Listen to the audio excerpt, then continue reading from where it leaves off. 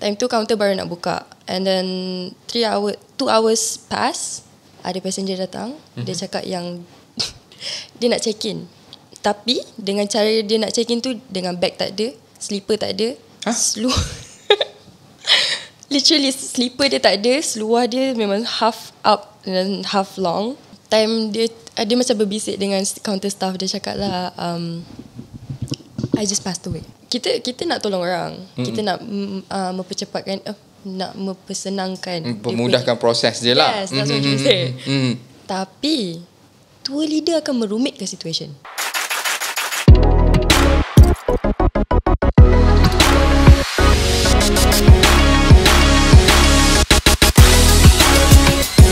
Region 370, contact Ho Chi Minh 120.9.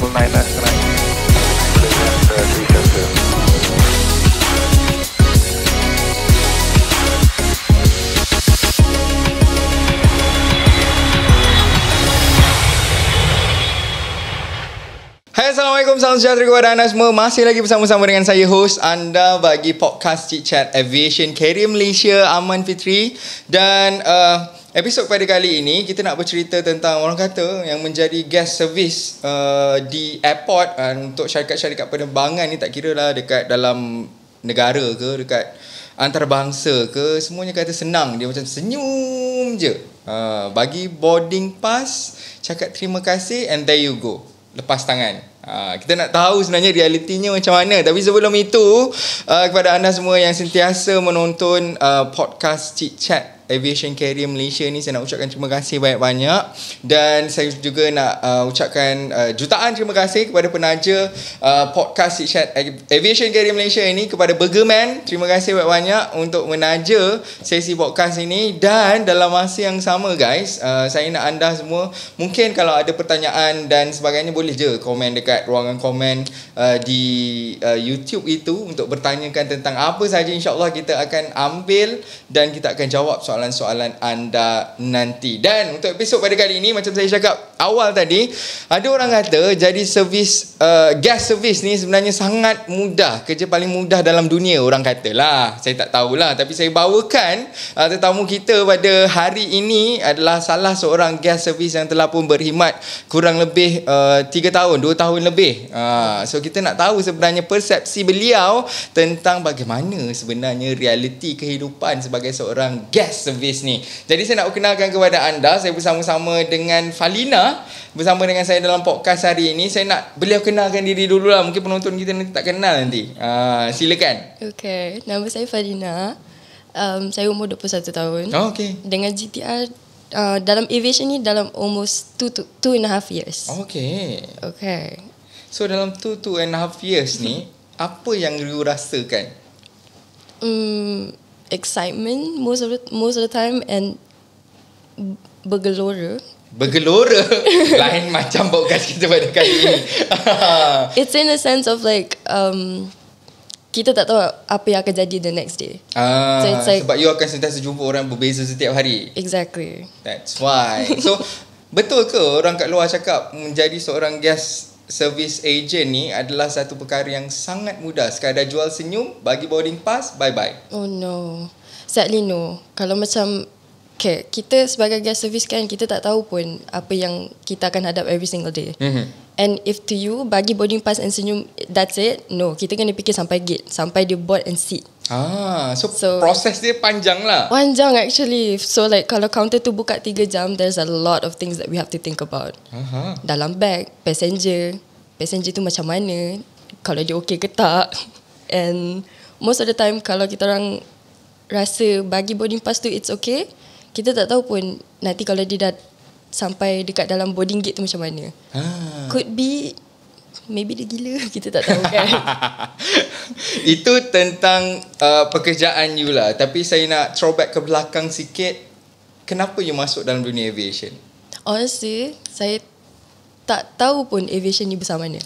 Sebab masa habis SPM tu, my mom bagi saya masuk. Dia paksa saya masuk short course. Okay. And by that time, my mom macam, sebab saya dekat sekolah budak nakal, sangat nakal. Can see. Anyway. Maksud. And my mum lah yang cakap kalau nak jadi manusia, dia hantarkan kat short course. Sebab at that time, short course yang saya ambil that time 3 bulan. 3 bulan and duduk dengan dorang. Oh. Pelik kan? Tapi dalam 3 bulan duduk dengan dorang tu, dorang ajar grooming, dorang ajar time management. At that time, saya sumpah teruk gila. Tapi time training tu pun saya macam tak take it serious sampai saya dapat kerja. Tapi time kerja pun orang nak cakap macam kita dengan orang, macam mana nak cakap it's like kita tak kenal pun, so kita macam tak ikhlas pun nak terima sebenarnya. I see. And then bila dah start kerja, at that time baru nak kenal aviation tu siapa. Then after you know sebenarnya aviation itu adalah apa, adakah sekarang you jatuh cinta dengan aviation industry? Honestly, yes.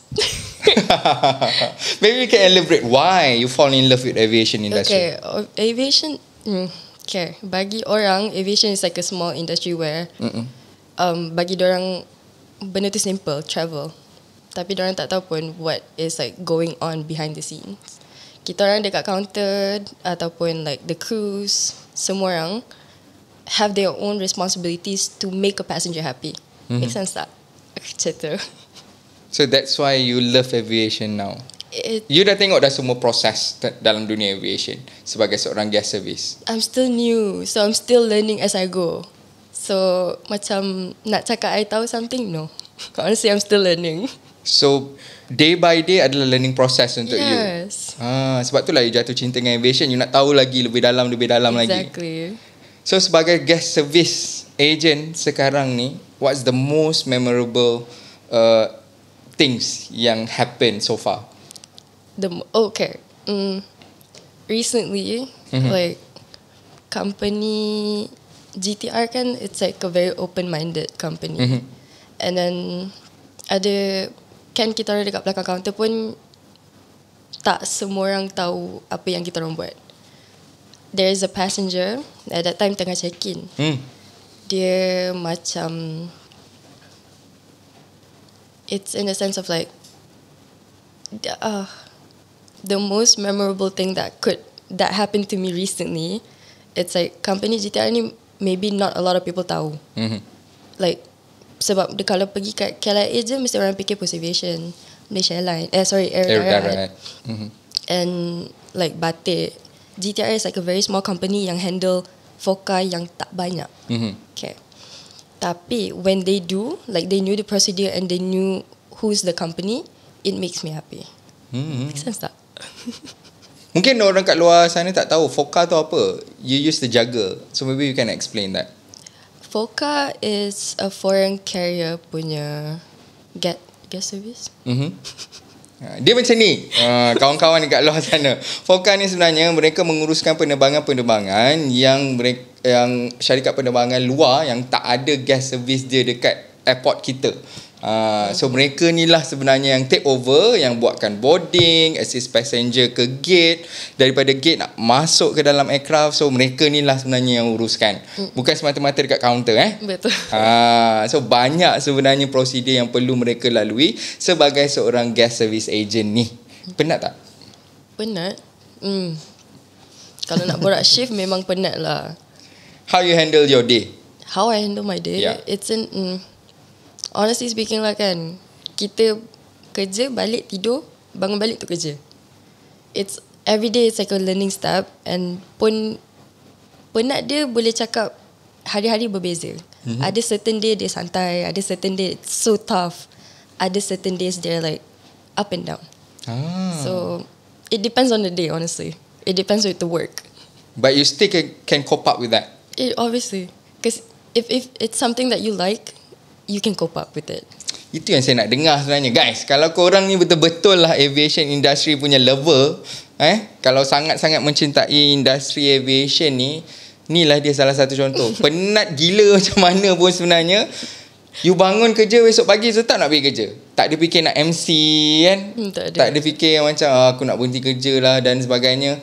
But somehow I respect all the guest service ataupun ground handler ni sebab saya tahu proses mereka sangat panjang. Kalau saya sebagai seorang cabin crew, kerja kita dekat dalam pesawat sahaja. you turun pada pesawat tu, that off you go. Kita dah tak tahu apa-apa lah. Tapi diorang ni daripada start nak check in, nak check in bag, satu hal lagi nak print boarding pass pun kadang-kadang dia tak tahu macam mana nak print boarding pass dan sebagainya. Sekejap kita borak lagi. But I really respect them as a guest service agent lah. Kudos to you guys lah. So anyway, kita akan berhenti sekejap dan kita akan jumpa sekejap saja lagi untuk saya tanyakan soalan-soalan yang lebih deep lagi bersama-sama dengan Farina. Terima kasih kepada Burgerman kerana menaja podcast Chit Chat Aviation Career Malaysia. Jumpa anda kejap lagi.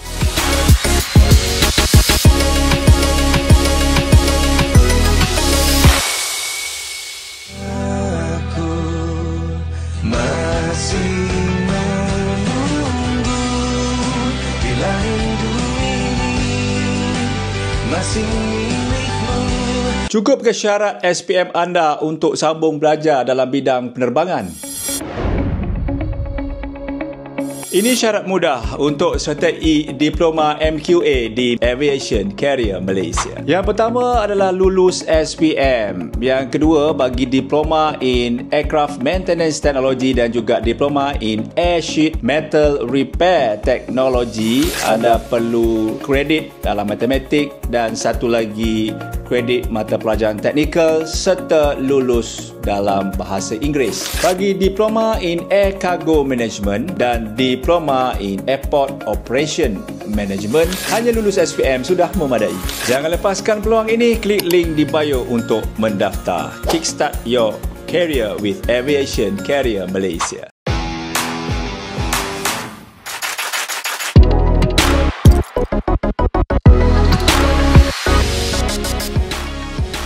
Welcome back. Selamat kembali bersama-sama dengan saya masih lagi Aman Fitri, host anda dalam podcast Chit Chat Aviation Career Malaysia bersama-sama dengan Falina, bersama-sama dengan saya daripada GTR. Saya nak tanya you lah sebelum kita ke soalan yang bukan-bukan.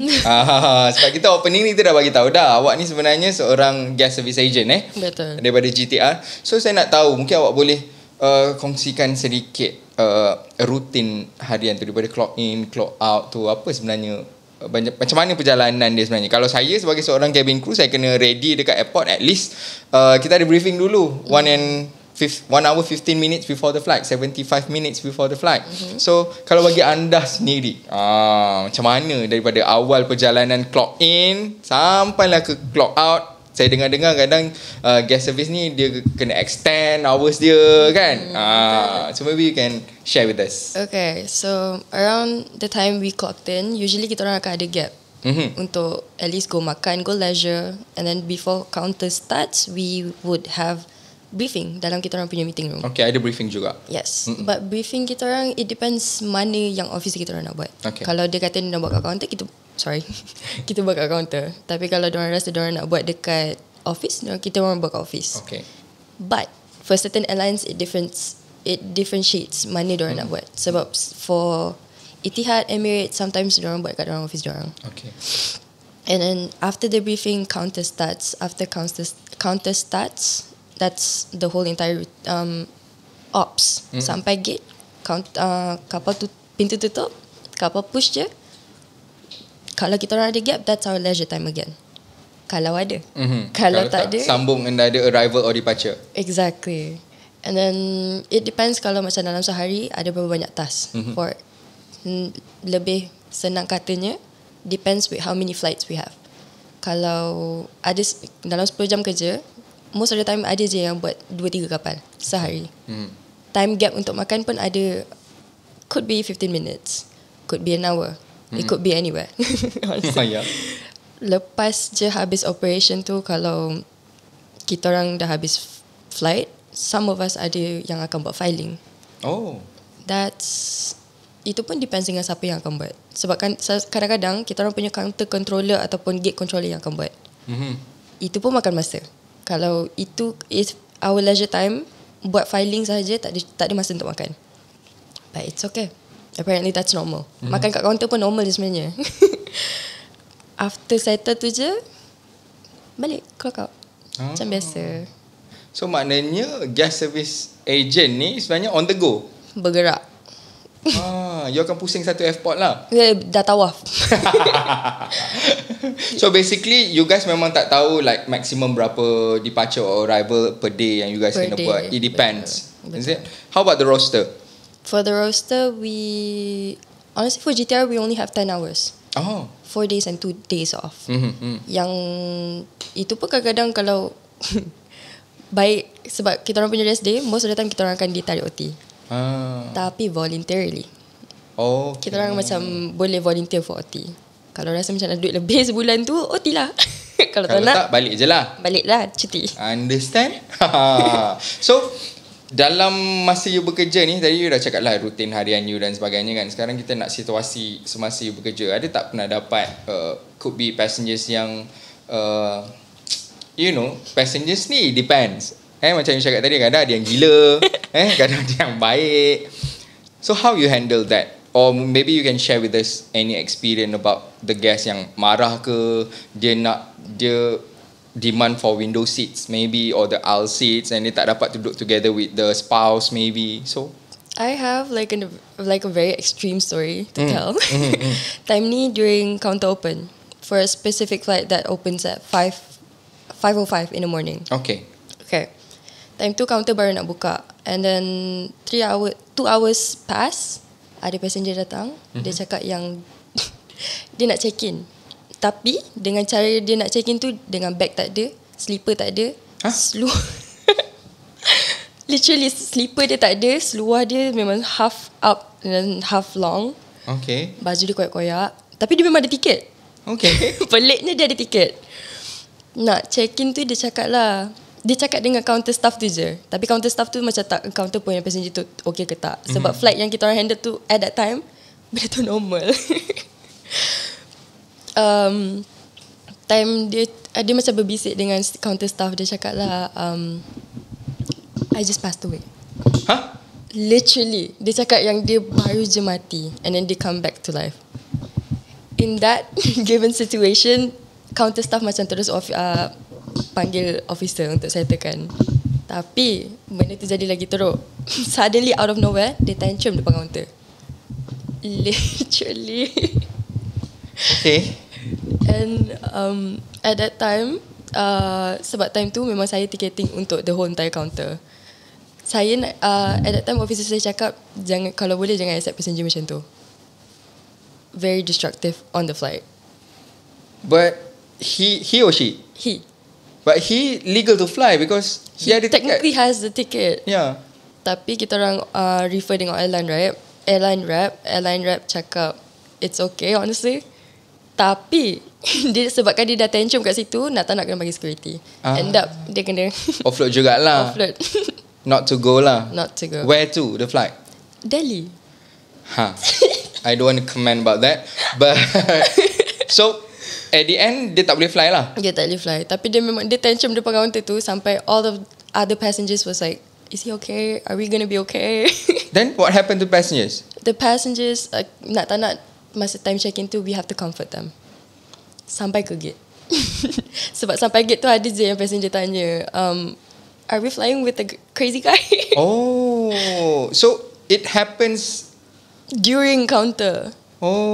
I thought dia yang last to. Technically 2 hours after. Technically there's still more passengers coming. Thank God. Sebab kalau boleh kita as a cabin crew pun kita tak nak terima passenger macam tu. Bukan apa disclaimer dekat sini. Sebab kita inginkan keselamatan kesemua penumpang. Betul. And obviously itu number one, our priority is safety. The second one is passengers comfort. Exactly. So kalau passengers tak safe dan tak comfort, then kita terpaksa lah. Tapi bukan kita yang buat decision. Kita ada our higher management yang akan buat decision. Betul. Whether the passengers is safe to fly or not. Betul tak? Wow. Dia kata dia baru meninggal. And then dia datang They counter. came back to life and then come back to the counter to check in. Pelik. Pelik guys, tapi benar. Tapi macam-macam cerita sebenarnya dekat dalam aviation ni. Ada tak passenger yang marah-marah you ataupun you know? Kita pernah ada flight yang ni before GTR. Time ni saya kat Post Aviation. Ada passenger cakap dia masuk gate normal, check-in pun normal, tapi sampai duduk dekat seat dia boleh tantrum yang dia tak boleh makan peanuts. dia bagi tahu cabin crew, dia mengamuk kat dalam tu. Sebab dia nak satu flight untuk tak nak makan peanuts. Just because of her. Literally, that happened. Okay. Well, actually, I would say as a cabin crew for past 15 years, it's normal for passengers yang tak boleh take peanuts. Yeah. Tapi adalah rules and regulation yang dia kena follow, and dia pun tak boleh lah nak pastikan the whole aircraft tu tak ada peanut, sebab somehow kita tak tahu catering kita punya ingredient. Exactly. And mind you, at that time, crew end up offloading her. Lepas tu dia mengamuk kat gate. You guys lah kena handle kan? Kita orang kena handle. Dia tengah menangis-nangis, end up security ambil dia bawa meja sekali dengan dia. Bawa keluar. Sebab dia dah tantrum. Dah tantrum, dia nangis sampai guling-guling dekat gate tu. Allahu Akbar. Dengan bag-bag dia campak. Ni yang you guys tak nampak sebenarnya. Korang dah check in sedap-sedap duduk dalam kapal, tapi ada situation korang tak tahu sebenarnya. Banyak lagi perkara-perkara. Have you ever handle Hajj or Umrah flights? For like a short while I did. Dengan post aviation, time tu saya buat flight Oman. Buat Oman punya. How was it? It was How was it? bagi saya lah kan, susah sikit. Why? Sebab kita nak tolong orang. Kita nak mempercepatkan, nak mempersenangkan, Memudahkan proses je lah. Yes, that's what you say. Tapi tour leader akan merumitkan situation. It's in a sense, contohlah kalau ada 40 orang datang counter, Okay. dia akan datang, dia akan cakap macam ni. Okay, dia bagi semua, okay, kalau dia bagi semua pasport tu okay, tapi bawa lah passenger datang sini sekali. Kalau kita tak tengok muka, kita terus check in, that's not the SOP of our work. Make sense tak? Itu satu. Lepas tu lagi satunya, dia datang, dia bawa pasport berbanyak, dia bawa bag berbanyak, kita tak check pun muka. Dia expectkan, okay, tak apa, passenger boleh pergi duduk. Okay. So prosesnya adalah memang kena that passenger itself bawa pasport dia dan check in. Nak senangkan situation dia kan, bagi pasport, bagi bag dengan dia.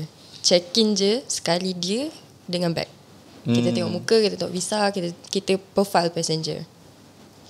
Dan kepada anda dekat luar sana, tour leaders, take note Last but not least untuk this segment, I nak tanya you bawa balik kerja kan? No. Then you datang podcast kan?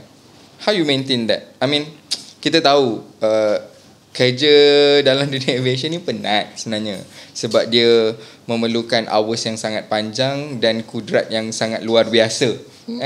How you maintain fresh for the entire day? Okay, as of like now, maintaining fresh is like something at the back of my mind. Okay. Dia macam kalau I rasa penat pun macam mana, dalam kepala otak I still fikir it's okay, there's another day tomorrow. And then tadi balik kerja actually tak sihat. Suara pun dah tak ada. Tapi at the same time macam might as well just share my story while I still can. Itu je guys sebenarnya. Satu macam daripada segmen pertama tadi, kalau you betul-betul mencintai aviation industry ni, you sanggup buat apa je lah. Penat tu you letak belakang dulu. You tahu besok macam mana pun kehidupan perlu diteruskan. Betul. Dan kalau kita nak rest tu sebenarnya kita akan curi-curi masa. Sebab untuk kita rehat ni sebenarnya kita yang aturkan our timing. Betul. Kita tahu kat mana slot yang kita nak boleh rehat, dan kita punya badan punya capability tu macam mana, boleh ke tak boleh. So kita nak berhenti rehat sekejap, dan kita akan sambung sekejap lagi dengan cerita-cerita yang lebih best mungkin daripada Falina yang sudi akan share dengan kita. Terima kasih kepada Burger Band kerana menaja podcast Chit Chat Aviation Carrier Malaysia. Jumpa anda kejap lagi.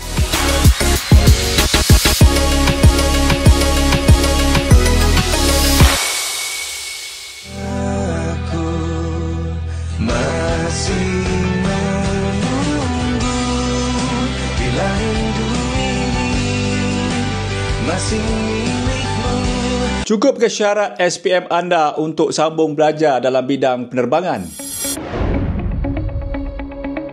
Ini syarat mudah untuk sertai Diploma MQA di Aviation Carrier Malaysia. Yang pertama adalah lulus SPM. Yang kedua bagi Diploma in Aircraft Maintenance Technology dan juga Diploma in Air Sheet Metal Repair Technology. Anda perlu kredit dalam matematik dan satu lagi kredit mata pelajaran teknikal serta lulus dalam bahasa Inggeris. Bagi Diploma in Air Cargo Management dan Diploma in Airport Operation Management, hanya lulus SPM sudah memadai.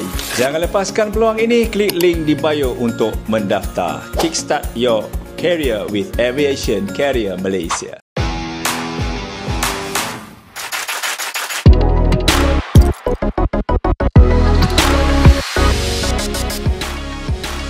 Selamat kembali dalam podcast Chat Aviation Career Malaysia. Masih lagi bersama-sama dengan saya Aman Fitri, dibawakan oleh Burgerman. Dan bersama-sama dengan saya masih lagi Falina. Belum balik lagi? Belum. Belum Saya nak tanya direct je, KLIA berhantu ke tak? Oi.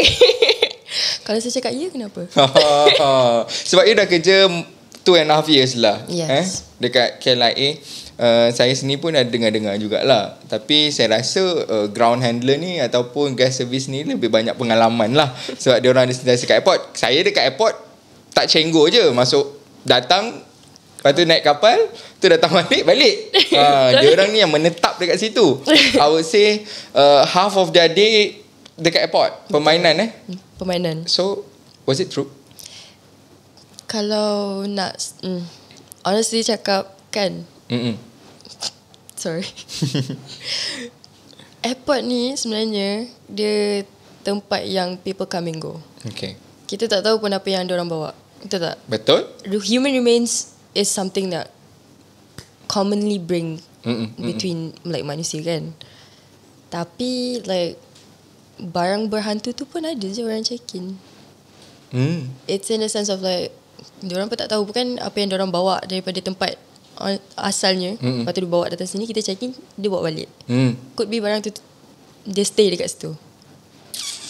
And tu lah. Ada experience? Experience sendiri ada. How? When? Where? Specifically? Specifically. Supaya kita boleh elak kan. Betul. Tak. Tak ada nak elak juga, kerja sana 2-3 pagi juga. Okay. Kalau kita orang kan macam bekerja on the clock 24 hours kan. Most of the time benda ni akan jadi during the night. Okay. And dia tak kisahlah kalau dia ada flight ke tak ada flight. Oh, really? Sebab kita orang punya masa berehat mana-mana je dekat dalam KLIA tu. Okay. Jujur Make cakap lah. Make sense. Kalau kita orang rasa macam tempat tu tersembunyi, kita orang boleh rehat kat situ. And pernah lah 2-3 kali macam masuk gate kosong nak rehat dekat situ. Kan kalau gate kosong kan biasanya dia seronok lah kan, sebab dia tak ada orang akan kacau, tak ada orang akan datang tanya. Tapi pernah jugalah macam in the sense of like tengah berehat ni, saya boleh dengar orang tengah bercakap dengan saya. Oh. Tapi at that time saya buat macam benda tu macam benda normal. Pernah at that time juga macam kita orang ramai-ramai lepas gate, next task pun buat gate juga, berehat dekat gate. Kita orang masuk surau. At first kawan saya yang cakap tak nak masuk surau sebab sejuk yang beremang. Okay, so lepas dia cakap macam tu je, okay, dah faham. Keluar masuk gate yang kosong. And dekat boleh cakap ke? Depends on you. Dekat terminal tu kan dia bentuk T. Every single hujung-hujung tu macam tempat orang rehat. Tempat yang kita orang rehat at that time, kita orang ada berlima. Tapi masa nak pergi berehat tu macam sekejap, saya takut. Aku yang risau ni. Bukan, sebab at that time saya ingat lagi diorang cakap, okay, tak apalah, jom pergi rehat dekat gate, dekat C belah hujung-hujung. Saya tak ada nak cakap sebab sama je, gate still ongoing. Kita orang pergi ramai-ramai. Ada one of our friend nak pergi toilet. Lepas tu saya cakap, okay, saya nak pergi toilet sekali. Dekat toilet tu ada toilet kat atas. So kita orang pergi toilet yang kat belah atas. At that time dia cakap dia masuk toilet, dia dengar bunyi bisikan dalam toilet. Saya tak bercakap. Saya tengah memang baru habis dari toilet, cuci tangan nak keluar. Dia cakap dia dengar bunyi bisikan. On the way keluar tu saya dengar orang menyanyi kat tepi-telinga. Dia nyanyi lagu Siti Nurhaliza ke? Alamak. Maaf Tok T. Kan lagu Misha Umar? Pulangkan. It's like lullaby, tapi memang word by word saya dengar. And like Twinkle twinkle little. Word by word saya dengar. Tapi lepas dah turun tu, kawan saya pun dah turun, dia nampak macam seram sejuk. Saya tak tahu pun kenapa. Endingnya lepas je kita orang rehat tu, macam dah ramai-ramai kat gate, dah ada passenger semua, she talks. She says that time dia dengar saya keluar daripada toilet. At the same time dia dengar bunyi bisikan tu. Dia cakap kalau biasanya orang dengar dekat, dia jauh. I mean if dia bisikan dia jauh. Tapi if you listen to it, bisikan dia dekat. Saya lah yang tengah berjalan tu yang dengar word by word. So meaning dia ikut you lah. Tapi at that time memang kita orang memang berdekatan dengan gate bilik mayat, ibarat dia. So macam seram tu seram gila.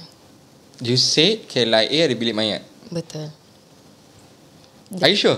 I'm very sure. Sebab kita orang pernah, bilik mayat tu berdekatan dengan training room juga. Pun dekat situ pun keras juga. Siapa yang tak tahu kat sini KLIA ada bilik mayat? Mesti ramai yang tak tahu kan, but adalah. Ada. So adakah you rasa sebabkan ada bilik mayat tu lah berhantu? Boleh jadi. Kita tak tahu kan, manusia sekarang kan. For you to find out dekat mana ada bilik mayat dekat KLIA tu sebenarnya. Tak adalah. Saya susah nak cakap benda hantu ni sebab kita pun takut sebenarnya. Bukanlah kita takut, kita tahu benda tu ada, tapi as long as kita tak kacau dia, janganlah kacau kita, betul tak? Betul. You pernah nampak? Ini bukan story saya, tapi saya pernah dengar story yang at that time memang gate dah settle, tengah tunggu kapal nak push. Ada staff memang tengah duduk dekat gate tu, tengah nak tengok kapal push. Okay. At that time dia ingatkan memang dia dengan kawan dia. Tapi at the same time dia tengah buat kerja, like tengok timing, tengok group. Lepas tu dia ingatkan kawan dia tengah bercakap dengan dia, tapi kawan dia memang ada dengan dia, tapi dia tak bercakap dengan kawan dia. Kawan dia diam. Tapi dia dengar bisikan kawan dia tu. Dia pusing, dia ingatkan tu kawan dia, tapi bukan. Siapa? Gurau-gurau. Aku dah. Tak adalah. Dia dekat dalam gate tu, dia dengan kawan dia, yes, memang diorang tengah communicate, tengah tunggu kapal push. Plus diorang kena tallykan everything before kapal push, betul? Lepas je kapal push, PLB akan ditarik. Time ni kalau malam-malam diorang tarik je PLB, diorang akan tutup lampu. Okay. PLB tu akan kosong. Usually yang akan kosong, kalau dia kosong, betul-betul kosong, ada PLB punya staff yang akan tarik, dia akan stay situ. Lepas tarik je dia akan turun. At that time, kawan yang memang tengah tengok kapal nak push, dia ada kawan yang dekat gate, yang tengah kira boarding pass semua before nak close flight kan. Kawan dia turun, dia cakap lah dia nampak ada orang dekat dalam PLB tu yang berbentuk bayang apparently. So bukan staff PLB yang... Bukan staff PLB. Because at that time memang diorang tengah tunggu ATC nak push je. So memang tak ada orang langsung dalam PLB tu. Banyak yang kisah mistik sebenarnya dekat KLIA ni. Sebab tu aku malas nak borak dengan orang-orang yang kerja dekat airport ni. Sebab it will influence us tau. Tapi sebenarnya bukan dekat airport saja, dekat dalam kapal terbang pun sebenarnya banyak macam you cakap tadi, human remains kan. Dia akan ada di mana-mana. Betul. Kita tak tahu apa yang orang tu bawa. Betul. Apa yang orang tu akan tinggalkan. We never know. And sometimes kadang-kadang benda tu dia tak nak ikut, dia nak stay dekat situ forever. Mungkin macam dia nampak Falina ni elok, cantik, dia pun nak stay je dekat situ. Alamak. Kadang-kadang so kita tak tahu benda-benda mistik ni. Okay. Adakah benda-benda mistik ni mengganggu kerja you? Honestly, kalau kita orang beramai-ramai Takkan. itu benda normal je. Tapi kalau dia orang start kacau waktu kita orang mungkin. So adakah you eager untuk melihat benda tu lagi? Tak nak. Mungkin you menanti-nantikan, you nak tengok sosok yang macam mana sebenarnya. Tak nak. Ataupun mungkin itu bayang-bayang siapalah yang nyanyi Twinkle Twinkle Little Star ni. Kita please lah muncul nak tengok. Tak nak. Tak nak. Sebab kalau fikir balik kan macam, sebab at that time memang kawan saya cakap biasanya kalau dengar bisikan memang dia dah dekat. And thank God tak ada apa-apa jadi. Saya tak boleh nak teruskan cerita-cerita macam ni sebab there's a lot of things to share sebenarnya, Falina, but kita nak berhenti rehat sekejap dan kita akan kembali sekejap saja lagi dalam podcast Chit Chat Aviation Career Malaysia yang dibawakan khas oleh Burgerman.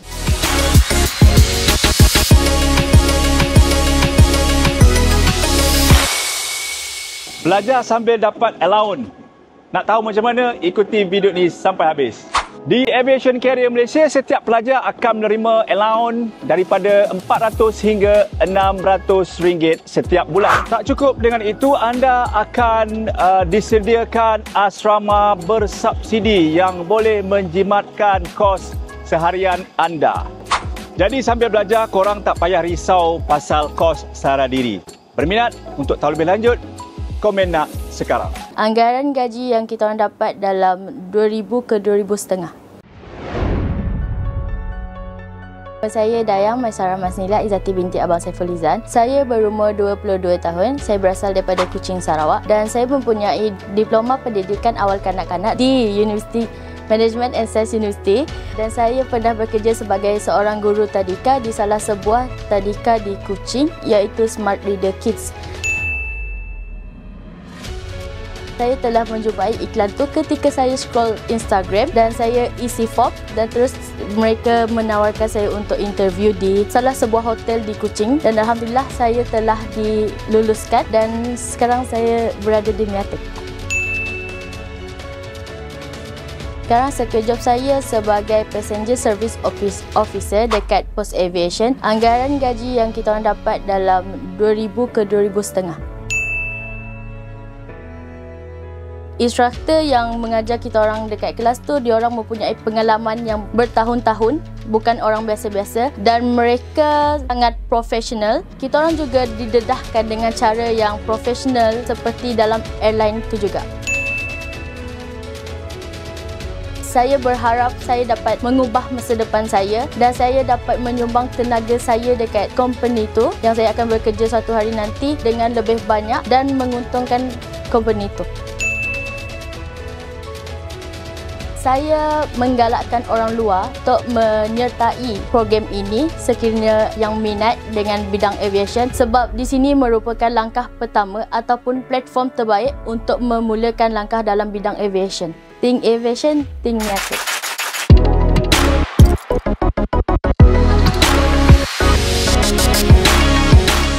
Selamat kembali dalam segmen yang terakhir bersama-sama saya, host anda dalam podcast Chit Chat Aviation Career Malaysia. Masih lagi bersama-sama dengan Falina. Dan saya nak tanyalah Falina, you kata you best join aviation ni? Best? Suka batch. Best. Best bagi saya sebab kita sebab saya banyak benda lagi saya perlu belajar. As of now baru 2 tahun. Ada je lagi yang experience lagi banyak daripada saya. And diorang punya experience buat saya amazed yang diorang boleh stay dekat aviation ni lama. So you bakal jadi macam diorang jugalah untuk stay dalam aviation ni lama? Kalau hayat panjang insyaAllah. Sebab aviation ni sangat-sangat best. Banyak yang kita boleh explore sebenarnya. Betul. There's a lot of business unit yang ada dekat dalam aviation ni. So tak ada jadi masalah pun daripada mungkin you sekarang guest service. Betul. Sooner or later mungkin you nak masuk as a cabin crew boleh. Jadi masuk dalam management pun boleh juga. Betul. Banyak peluang yang ada sebenarnya. We never know future kita end up nanti dekat mana, betul tak? Betul. Dan apa yang you mungkin nak kongsikan ataupun nak share lah kepada adik-adik dekat luar sana yang mungkin nak masuk dalam aviation industry ni, apa sebenarnya yang dia orang kena prepare awalnya ataupun apa yang dia orang kena buat sebenarnya? Honestly, kalau korang rasa aviation industry ni just for like, sebab biasanya kita akan kenal aviation dengan orang yang kata only SPM. Tak semestinya. Kalau you pandai bawa diri, you pandai bergaul dengan orang, itu pun boleh jadi a stepping stone for you to start aviation. Lepas tu, as pendek katanya, orang selalu cakap kalau dalam industri aviation ni, you might not be manusia sebab kita kerja shift. It's an kita tak jadi a normal, tak normal human. lah. Betul. There's no work life balance orang kata. No. Tapi tak, kalau you jenis yang pandai aturkan you punya masa, you would actually explore the world more. Agree? Lepas tu orang kata tak ada cuti, ada je cuti. Diorang kerja 4 hari, cuti 2 hari lah. Oh betul lah. Sorry. Betul kan? Betul. Ada cuti. Mana ada kerja yang tak ada cuti? Betul. Macam saya cakap lah, macam Farina cakap juga, you kena pandai atur masa you. Masa tu ada. Whether you pandai nak atur ataupun tidak, tu je. Betul tak? Betul. So dalam proses you dekat dalam aviation ni, apa lagi yang you rasa you nak? Selain daripada you nak belajar lagi, banyak benda yang you nak ambil tahu lagi, apa lagi yang you cuba buktikan mungkin kepada family you, kawan-kawan you yang kata dia ni tak ada masa depan ni dulu? Orang kata kalau macam kerja cabin crew ni just like air hostess. Tak semestinya. Kalau kerja kan, sebab biasanya orang coffee, tea, me selalu macam tu kan? Betul. Lepas tu like kalau orang nak cakap guest service ni, okay, sekadar duduk kat kaunter macam tu je. Marah orang, maki orang. Tak. Apa lagi yang you nak sebenarnya nak buktikan orang kat luar tu? Kalau bagi diri saya, apa yang saya rasa yang I want to prove more, it's like adik-beradik saya semua kerja 9 to 5. Okay. Tapi diorang tak tahu pun kerja shift tu macam mana. Saya nak prove to them that kerja shift ni sebenarnya sama je dengan kerja semua kerja dekat luar sana. And to them, bagi diorang, saya kerja main-main je sebenarnya. Diorang tak tahu pun sebenarnya kerja saya macam mana. And bagi saya, it's in a sense saya nak prove to them not only aviation but the whole entire industry. Itu yang sebenar-benarnya. Hello adik-adik dia, tengok sekarang. Was the money in aviation industry good? Honestly speaking, For the beginner, no. yes. Literally no. Sebab for the beginners, you might not know how to handle your money, or technically how the income comes in and out. Sebab masa saya awal-awal dulu, saya jenis yang blow it out. Sekali dapat hilang. And then as time progresses, orang tak tahu pun actually gaji kita orang tu increase by the time you go. And roughly for beginners, maybe bagi korang gaji tu sikit je, tapi tak semua tempat starting dia sikit. Faham tak? Tapi roughly you can take home how much? Kalau kerja bagai bangla Bang. boleh kerja. Kalau kerja macam orang gila, then maybe 3.5, 4. It depends with the company and macam mana diorang pay you dengan cara kerja you. But I think it's good enough for any SPM holder to start their It's career. actually good enough sebab, tapi it depends sebab kita tak tahu kan belakang orang tu nak kena bayar apa lagi. Yeah. Itu depends on the individual lah. But for me, what I'm trying to say adalah kepada anda yang mungkin permulaannya nak terjun dalam aviation industry, 3.5k per month, it's good enough for you guys. Macam-macam sebenarnya anda boleh buat. Kita janganlah fikir tentang komitmen nak kena bayar rumah ke apa ke. Itu lain. Tapi for starting, untuk you dapatkan salary yang sebegitu with the current situation nowadays, sangat-sangat susah. And itu adalah benda yang patut disyukurkan. Betul tak? Last but not least, Farina, apa yang you nak pesan kepada orang dekat luar sana, adik-adik kita yang baru nak join aviation industry mungkin? Kalau korang rasa korang takut dengan aviation ni, jangan. Kalau korang kena marah ke, kena tengking ke, itu perkara biasa. Every day is like a learning stepping stone for you. So kalau bagi korang takut, just go for it. Jangan takut. Sebenarnya jangan takut je. Sebab kalau you betul-betul ada passion dalam aviation industry, just go for it. Orang kata interview lama, berjam-jam, nak kena beratur panjang dan sebagainya. Tapi if you have passion in that, just go for it. And bagi saya, aviation industry ni adalah satu industri yang sangat meriah. banyak benefit yang you akan ada. And I'm sure you pun ada benefit yang ada dengan you yang you boleh travel at any time, I'm sure. Sure. Betul kan? Betul. Itu salah satunya lah. Dan kepada anda dekat luar sana, doa-doakanlah Falina ni moga terus istiqomah dalam aviation industry. Sebab aviation industry ni sebenarnya sangat memerlukan orang sekarang, and people come and go. Betul. To replace one person in one business unit itu adalah satu cabaran sebenarnya. Betul. And if we lost one person in one business unit, akan terjadilah delay dan sebagainya. Banyak perkara guys, tak kira lah you dekat dalam business unit mana, semuanya memainkan peranan yang sangat-sangat penting dalam dunia aviation ini. Thank you so much Falina for sharing with us today, and I hope you ada bright future in the aviation, and hope to see you soon in KLIA. Kalau jumpa tegur je. Kalau saya tak pandang tu bermaksud saya tengah rabun sebab saya pakai spek. Lemah.